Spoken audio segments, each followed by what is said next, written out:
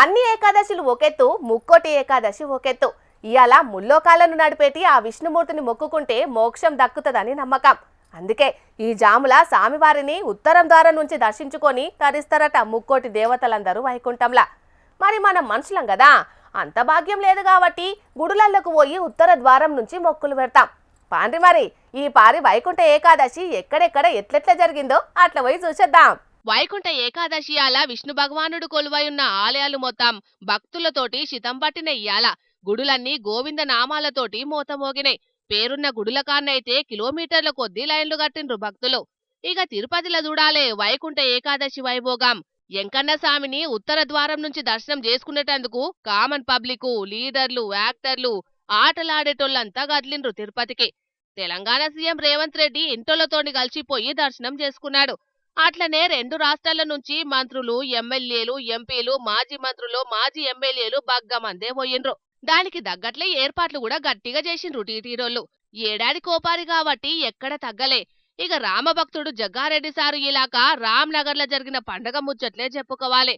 రంగరంగ వైభోగంగా జరిగింది ఈసారి కూడా. గరుక్మంతుని మీద కూసున్న సీతారామ లక్ష్మణులను శావ మీద ఊరేగించిండ్రు సంగారెడ్డి పట్నమంతా. అబ్బా, ఏమన్నా జాగిందానొల్ల ఊరేగింపు. దారి పొడువూత చేసిండ్రు భజన. కొన్నేండ్ల వట్టి వస్తున్నదట వైకుంఠ ముక్కోటి ఏకాదశి అలా సీతారామ లక్ష్మణులను ఈ తీరుగా ఊరేగించే ఆనవాయితీడ. బగ్గొచ్చిండ్రు భక్తులు కూడా. భజన చేసుకుంటా, పాటలు పాడుకుంటా భక్తిభావంలా మునిగిదేలిండ్రు. ఇక ఇంట్లా హైలైట్ ఏంటంటే జగ్గారెడ్డి సారే. ఏమన్నా చేసిండా సారు భజన. అద్భుతంగా తీసిండు రాగం. రామభక్తుడు అనిపించుకున్నాడు మల్లోపారి.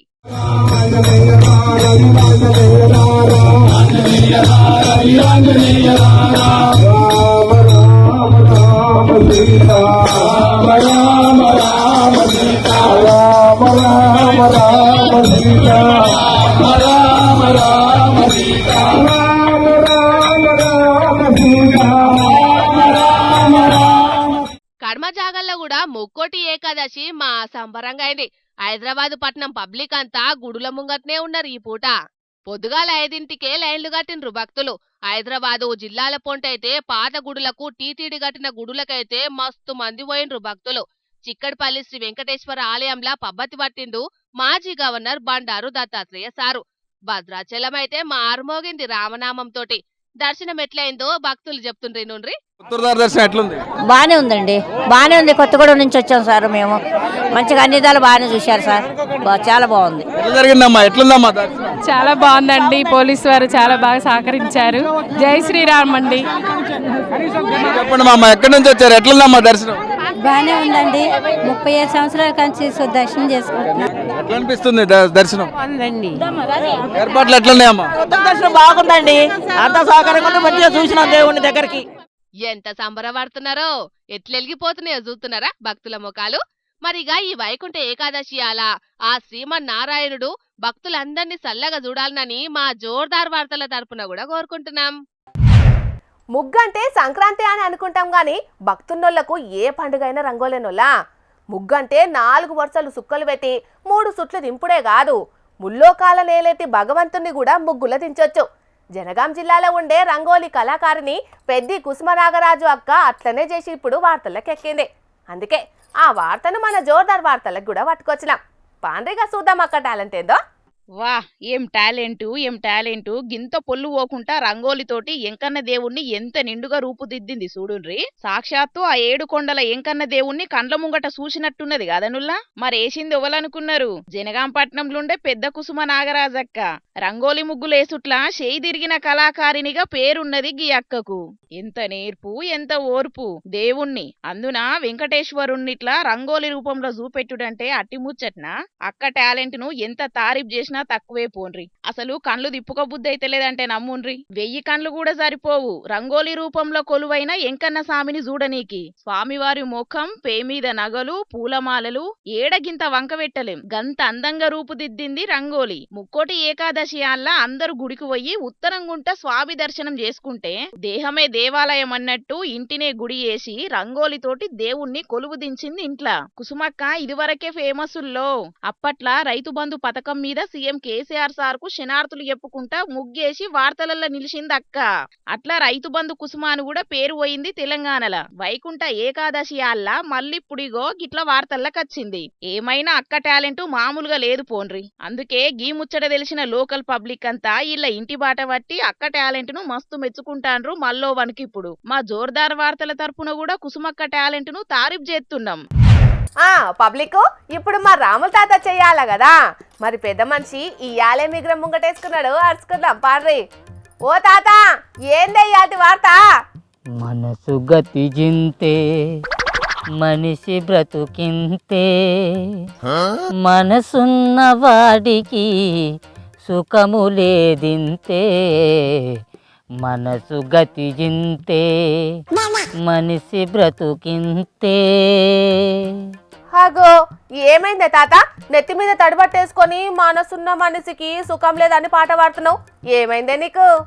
ఏమైందని చెప్పాలే, ఎవరు నా మాట వింటాన్లని చెప్పాలే. జీవితాంతం నీతోటే కలిసి నడతా, నీ వెనుక మర్రనే నడతా అని 7 అడుగులు నడిచిన ముసలిది నా వెనుక మర్రన అడుగులు అడిగేసుకుంటా నడవదట. అదే ముందట నడతాడట, దాని వెనుక మర్రలే నీ నడవాలన్నట. ఇదేనా పద్ధతి చెప్పు? ఎవరు నడుతేంది, ముంగట్నో వెనుకనో మంచిగా నడితే అదే చాలు. అంతేనా? పిల్లం మాట మొగడి వినాలి కానీ మొగని మాట పిల్లం వినొద్దు అని అంటావు. అంటే దాని వెనుక మర్రనే నేను నడుచుకుంటూ పోవాలంటావా? నేను మంచి కొప్పలు ముచ్చేదనా? అయినా నువ్వేమన్నా తక్కువ పిండి అనివా? నువ్వు కూడా నీ బాపమ్మ తంతేనే పాసుబార్ల ముఖం వేసుకొని అలక తక్కువదాన. చీపిరి కట్ట మరేసి కొడితే చిప్పరెంటికలన్నీ ఉయ్యాలే ముసలోడా. ఇన్నొద్దులు నువ్వు చెప్పినట్టు ముసలి ఇనందే సంసారం సాగిందా చెప్పు? ఆయన ఇప్పుడు అది నువ్వు చెప్పిన మాట ఏమినలేదు, అది చెప్పు నాకు. ఇలా పొద్దుగాల దుకాణంలోకి పోయి ఒక పంజాబీ డ్రెస్సును పాంటు బుస్కోటు కొనుక్కొని వచ్చిన. ఇగో ఈ పంజాబీ డ్రెస్ నువ్వేసుకోవాలనే లక్ష్మి, ఈ జిన్ను పాయింట్ను బుస్కోటు నేను వేసుకుంటానే అని చెప్పిన. గంతే అక్క మూలకున్న తెడ్డు మర్రేసి నజ్జి మీద ఏమో చూడు. ఇక నేను చెప్పింది ఏమన్నా తప్పున్నదా చెప్పు? నీకెట్లా సిగ్గులేదు ముసలోడా? కాటికి కాలు తప్పిన ఈడులా నీకేం పోయే కాలమే మరి. ఈడులా గడి రేసులు వేసుకొని నలుగురిలో తిరిగితే నవ్వుకోరానే? ఎందుకు నవ్వుకుంటారు? ఈడుకును పేయి మీద వేసుకునే డ్రెస్సులకు సంబంధం ఏంటి చెప్పు? కనీసం మాకు నచ్చిన డ్రెస్సులు మేము వేసుకునే స్వేచ్ఛ కూడా మా ముసలోళ్ళకు లేదా? మాకు నచ్చిన డ్రెస్సులు మేము వేసుకుంటే మంది ఎందుకు నవ్వుతారు అది చెప్పు? ఎందుకు నవ్వుతారు అంటే దానికో పద్ధతి పాడనేది ఉంటది. దాన్ని బట్టి మెదిలినప్పుడు 10 మంది సరే అంటారు, అది తెలుసుకో ముందుగాల. మరి గా టీవీలల్లా పొట్టి బట్టలు వేసుకొని ముచ్చట్లు చెప్పేటామే ఒక ఆమె, అగో మా ఆడోళ్ళకు మాకు నచ్చిన బట్టలు మేము వేసుకుంటాం, జనాలు ఎవరైనా వాళ్ళకు నచ్చిన బట్టలు వాళ్ళు వేసుకుంటారు, దానికి గాయన ఎవరో ఎందుకు మాట్లాడాలని గాయన ఎవరో మాట్లాడిన మాటలకు కౌంటర్ ఇచ్చింది కాదు పిల్ల. నేను ఆమె మాటలు నమ్మి నా ముసలిదానికి చిన్న పంజాబీ డ్రెస్, నాకు ఒక జిన్ను పాంటును బుస్కోటి తీసుకొచ్చుకున్నా. వచ్చినా నేను సలగుండు. ఆమె ఎవలో చెప్పింది, ఆయన ఎవలో బట్టల గురించి మాట్లాడిండు అని కాదు. మనకంటూ కొన్ని పద్ధతులు ఉన్నాయి, వాటిని పాటించితే మందిలో పల్సగా కాకుండా ఉంటాం. అవు నువ్వు అన్నట్టు ఏ పద్ధతిలో వేసుకునే బట్టలను ఆ పద్ధతిని వేసుకోవాలి. ఇక నన్నేసూరు రాదు. నేను పొలంలో బురద పని చేసేటప్పుడు ఈ పేరు మీద బట్టలను తీసేసి వచ్చితే ఒక గోచిగుడ్డతోటి పని చేస్తా. అదే గోచిగుడ్డతోటి నేను బజార్ల పని తిరుగుతానంటే మంది అందరూ ముఖం మీద కాండ్రకి చూస్తారా? ఏం బట్టలు రా ముసలి కలిక్కచ్చలు బీకు అని అన్నారా? ఇది కూడా గంతే. మరి గంటావు అంతెందుకే, మనం గుడికి పోవాలంటే ఎట్లా పోతాం చెప్పు? సాంప్రదాయ దుస్తులనే పోతాం. అంటే దాని అర్థమైంది, సాంప్రదాయ దుస్తులు ధరించుట్లనే మన సంస్కృతి మన సంస్కారం ఉంటది అన్నట్టే కదా. మరి గా సైన్మాలలో పనిచేసే గా శివాజీ అనేటాయన ఆడవాళ్ళందరూ మంచి బట్టలు వేసుకోవాలి, పొట్టి బట్టలు అడ్డమైన బట్టలు వేసుకోవద్దు అని చెప్పినందుకు మంది అందరూ దుమ్మెత్తిపోతానట కాదు పిల్ల. ఎందుకు మరి? ఆ సారు ఆడోళ్ళు మంచి బట్టలు కట్టుకోవాలి అన్నందుకు కాదు మందందరూ దుమ్మెత్తి పోసేది. ఆయన మాట్లాడిన మాటలకు అట్లా మంది తిట్టిపోతాండ్రు. అవును, మరి మంచి బట్టలు కట్టుకుంటే మంచితనం ఎట్లయితే బయట పడుతుందో, మాట్లాడేటప్పుడు మంచితనంతో మాట్లాడకుంటే కూడా మంది అందరూ కాంట్రకిచ్చి కాదు చెప్పు అందుకొని కొచ్చినా కొడతారు. మరి గన్ని తెలిసిన మనిషి మరి గట్లెందుకు మాట్లాడిండో ఏం పాడో మరి ఆ సారైనా. ఎవరు ఎట్లా మాట్లాడినా ఎవరు ఎసొంటి ముచ్చట్లు చెప్పినా మన దేశంలో ఎవరికి నచ్చినట్లు వాళ్ళు బతకొచ్చు. కానీ బయట సమాజంలో తిరుగుతున్నప్పుడు మందికి ఇబ్బంది కలిగించే పనులు చేసినప్పుడు మంది కూడా మందలించక తప్పదు మరి. అవు అది కూడా నిజమే మరి. అరే మందికి నీతులు చెప్పే సైన్మాలు తీసే వీళ్ళు మందితోటి మాటలు అనిపించుకునే దాకా ఎందుకు తీసుకొచ్చుకుంటారు కావచ్చు. అరే సైన్మాలనంటే ఎసొంటి బట్టలు వేసుకున్నా నడుతుంది, ఎసొంటి మాటలు మాట్లాడినా కూడా వెళ్తుంది.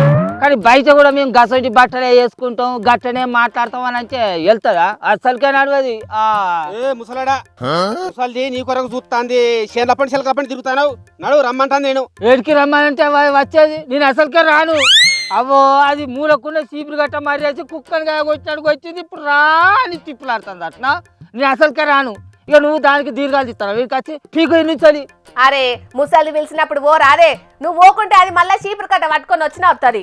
అరే అది కాదు సురేందరు ముసలిదాన్ని నేను పెళ్లి చేసుకున్నానా నన్ను ముసలిది పెళ్లి చేసుకున్నదో ఎప్పుడు చూడు నేను యజ్జమంటే అది తెజ్జమంటది నేను యజ్జమంటే అది తెజ్జమంటది అంటే చీపురు గట్ట మర్యాస్తుంది అంచనా నువ్వు సొక్కం పూసవేనా నువ్వు లంగ కథలు పడితే చీపిరి గట్ట మారేస్తుంది. ఇక నువ్వు సాలు చెప్పరా సారంగం అని అంటే దుడ్డే బర్రె నాదే అన్నట ఎన్ని కట్టుకోవాడు ఇక నువ్వు వచ్చి నాకు సాలు చెప్తానవా ఇంత వీకో బాగా నకరాలు చెప్తాను అంటే నువ్వు దాన్ని వెనకేసుకొస్తానవా? ఏ ముసలోడా నేను వెనకేసుకత్తుడు కాదు అగో ఆల్రెడీ పిలుస్తుంది ముసలి అయితే ఇంకో 4 బీక్తుంది. అట్లానా వస్తానా ఆగే ఏం లేదు ఇక్కడ సురేందర్ అయితే మాట్లాడతానా ఓ నువ్వు కూడా సక్క పూస కాదు నువ్వు నీ అంత లంగా బయట పడినది చూడలే అంటే ఎగెత్తాను ఇటు దిగబోతాను వస్తాను ఆగే ఇవాళ రేపు ఎవరికి నచ్చినట్లు వాళ్ళు ఉంటున్నారు. ఎవరికి బుద్ధి మాటలు చెప్పేటట్టు లేదోలా. ఆయన బుద్ధిగా మెదిలేతోళ్లతోటి ఎవరికేం తక్లీఫ్ ఉండదు. కానీ కొంతమంది మాత్రం మాకు స్వేచ్ఛ ఉన్నది మాకు ఇష్టం వచ్చినట్టు మేము మెదులుతామని ఎట్టమటం చేసేటోళ్ళతోటే పెద్ద పరేషాన్ కాతుంటది. మన రాజ్యాంగం ఎవరికి నచ్చినట్లు వాళ్ళు బతికే స్వేచ్ఛ ఇచ్చింది కానీ అదే సమయంలో పక్కన ఇబ్బంది పడకుండా కూడా మెదలాలి అని చెప్పింది. కాబట్టి సమాజంలో తిరిగేటప్పుడు కొంచెం జాగ్రత్తగా ఉండుండ్రి. ఏమంటున్నాం? విశ్వమంతటి జ్ఞానాన్ని పొందాలనే కలలతోని మస్తు మంది విద్యార్థులు యూనివర్సిటీలలో చదువుతుంటారు. కానీ చాలా వర్సిటీలు మాత్రం పేరుకే యూనివర్సిటీలు కానీ అవిట్లో ఉండే చదువులు సౌలతులు మాత్రం లోకల్ కాలేజీల స్థాయిలో కూడా లేవు.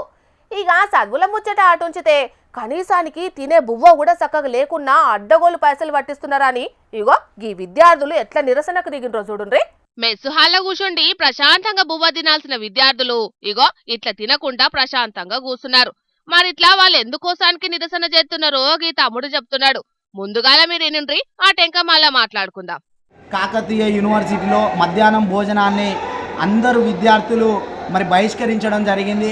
ఎందుకంటే సెప్టెంబర్ నెలలో కావచ్చు ఆగస్ట్ నెలలో కావచ్చు మాకు కాకతీయ యూనివర్సిటీ హాలిడేస్ ఇవ్వడం జరిగింది. హాలిడేస్ ఇచ్చిన క్రమంలో నెలలో ఒక 15 రోజులు ఆగస్టులో సెప్టెంబర్లో నెలలో ఒక 15 రోజులు మాత్రమే కాకతీయ యూనివర్సిటీ ఉండడం జరిగింది.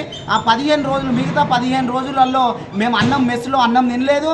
అదేవిధంగా ఆ నెలకు సంబంధించినటువంటి మెస్ బిల్లు మాత్రం 2400 రావడాన్ని మేము తీవ్రంగా ఖండిస్తూ ఈరోజు విద్యార్థులమంతా కలిసి కాకతీయ యూనివర్సిటీలో మేము అధికారులను నిలదీయడం జరుగుతూ ఉన్నది. అడుగుతూ ఉన్నాము ఇంతకుముందు నెలలో ఒక్క నెలకు 1800 రూపాయలే వచ్చేది. ఈ నెల కూడా కంప్లీట్ కాలేదు. 15 రోజులకి 2400 బిల్లు ఎట్లొచ్చిందని ఈ సందర్భంగా మేము అడుగుతాం.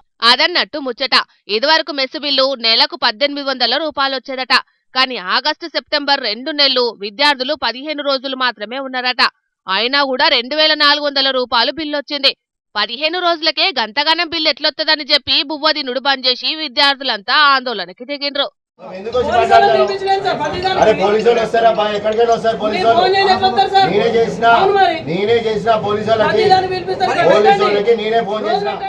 ఉన్నత చదువుల కోసానికి కాకతీయ యూనివర్సిటీకి వస్తే ఈడ చదువు కోసం కంటే ఎక్కువ తిండి కోసం పోరాటం చేయాల్సి వస్తున్నదని బాధపడబట్టిండ్రు విద్యార్థులు. ఉడికి ఉడకనన్నము నీలశారుతో చేసిన భోజనం మెను పాటించని వంటకాలు కాకతీయ యూనివర్సిటీ హాస్టళ్లల్లా ఇవి నిత్యకృత్యమైన అని విద్యార్థులంతా గరానికి వచ్చిండ్రు. హాస్టల్ డైరెక్టర్ విద్యార్థులకు నాణ్యమైన టిఫిన్ భోజనం అందించుట్లా పురాగా విఫలమయ్యిండు. నాసిరకం భోజనం పెడుతున్నాడు. మీదికెంచి మెస్సు బిల్లు అడ్డగోలు వసూలు చేసి లక్షల రూపాయలు దోపిడీ చేస్తున్నారు.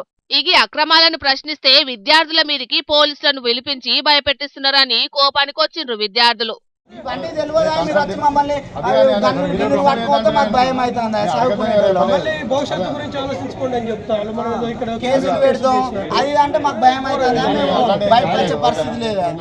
విద్యార్థులను భయపెట్టుడు కాదు, ఇప్పటికైనా యూనివర్సిటీ వీసీ రిజిస్టర్ వెంటనే అక్రమాలు చేసినోళ్ల మీద చర్యలు తీసుకోవాలని డిమాండ్ చేసిండ్రు.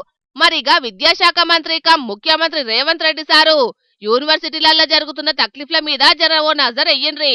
విశ్వవిద్యాలయాలను ఇంకింత గొప్పగా తీర్చిదిద్దుండ్రు గాని రోజు రోజుకి ఇంకా దిగజారిపోతుంటే మాత్రం చూసుకుంటా ఉండకుండానంటున్నారు విద్యార్థి సంఘాల నాయకులు. ఇక తెచ్చిన వార్తలన్నీ అయిపోయినాయి. ఇవుల్లా ఇయాల్టి జోర్దార్ వార్తలు. మళ్ళొచ్చే జోర్దార్లా మళ్ళా కలుద్దాం. అప్పటిదాకా చూస్తూనే ఉండుండ్రి హెచ్ఎం టీవీ. అట్లనే ఇంకిన్ని మంచి మంచి వార్తల కోసం హెచ్ఎం టీవీ యూట్యూబ్ ఛానల్ని సబ్స్క్రైబ్ చేసుకోండి. ఇసొంటి ముచ్చట్లు ఆడ మస్తుగుంటాయి.